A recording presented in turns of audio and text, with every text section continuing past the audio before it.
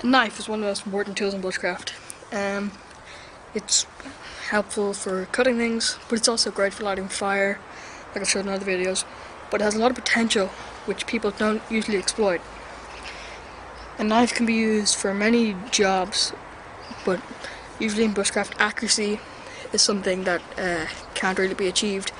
So what I'm going to show you today is a few jigs and tools that can, that can help you to get accuracy when using your knife. Like, I can show you how to make a router, or a router, as the Americans say, router. I'm going to show you to make, and a plane, a type of plane. These jigs can be found in the book Bushcraft by Morris Kochanski, and they're really useful, and they're really simple as well.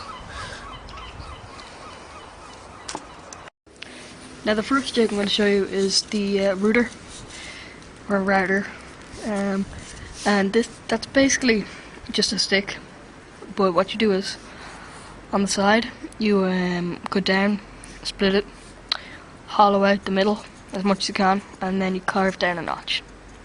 Okay? What this does is, this gives you a reference point off of which you can keep a steady distance between the edge of your workpiece and what you're trying to cut. So for demonstration, you could use birch bark, any other barks, I suppose maybe large kind of leaves, whatever, but for demonstration purposes I'm going to use a piece of paper. Now to set this up, all you have to do is place your jig on the on your workpiece. I'm using an actual piece of machined wood here. It's got 2 dovetail pins in the end from a previous project, but it's got a nice 90-degree edge here. In the woods, if you could split a piece of wood with a roughly 90-degree edge, all it needs is a straight edge for this to run along, with which this can stay in a straight line, this part of your jig. So to set it up, place your thing that you're trying to cut on your cutting board or whatever, and then you take your knife and you sit your knife, the blade, in here, in that gap, and this varies whether you're left-handed or right-handed. And now you move it in and you hold your hand around it and you just pull down.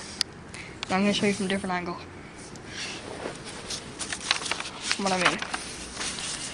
So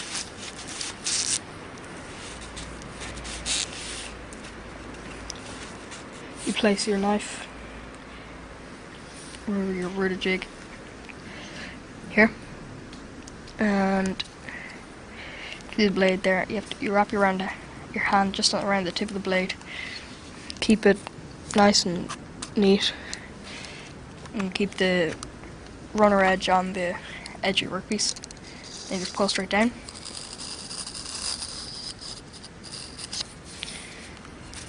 And you should get a straight line. Now here it's kind of bent on the end, just because there's a curve in the piece of wood here, but there you go. It's a straight strip. Okay? And the great thing about this is that it's repeatable. So you can do this as many times as you want, and you always get the same thickness strips.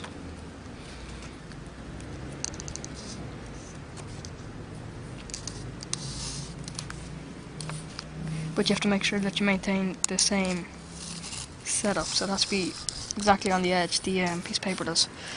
And you see here, I have to rip this off here. Well, it didn't go through fully, but same thickness strips each time.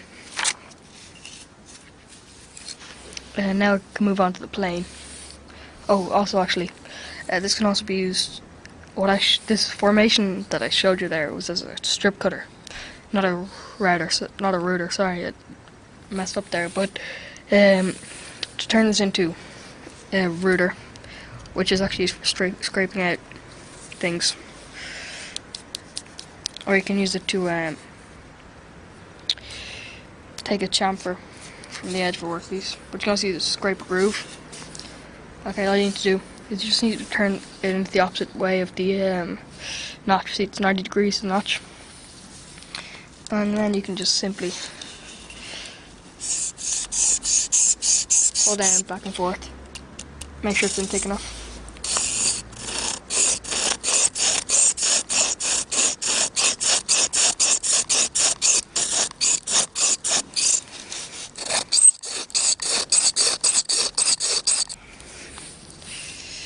Now, as you can see here, that's going to give you a groove, and that can be useful for cutting for any kind of job that you need a groove, and also use it to chamfer an edge by just placing the tip of the blade along, and then give you a nice kind of chamfer. But so now I can move on to the plane. So you've seen the router and the strip cutter, which is all one jig, very simple to make, and I can move on to the plane. Now the plane is a similar jig to the router, except it's split fully along. You see, it's a total split.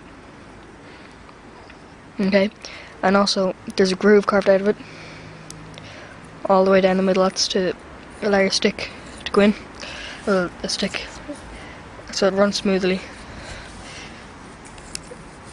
with your knife blade in it. And what wood works best for this is probably elder, because it has a very soft, large pith in the middle. But if not, you can carve it out. If you don't have I'm using sycamore here, you can carve it out like I did. It takes some time, but it's worth it.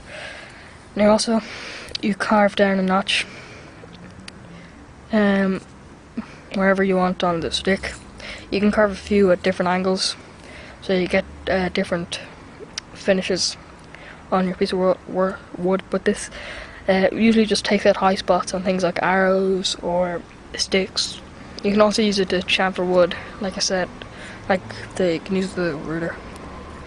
Okay, and when you're cutting in your notch, you want to cut it at a slight angle, not just straight down, so that your blade will sit in it, at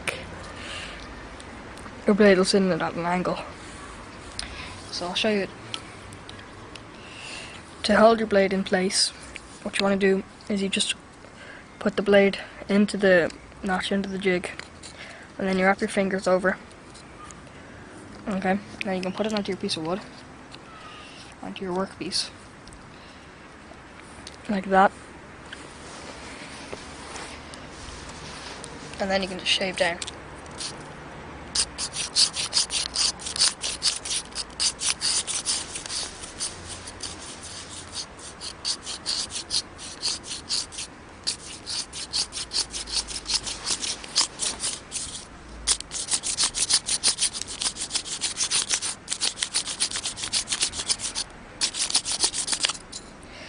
And you can see it fills up with shavings. You have to clean them out, and it'll accurately make this smooth.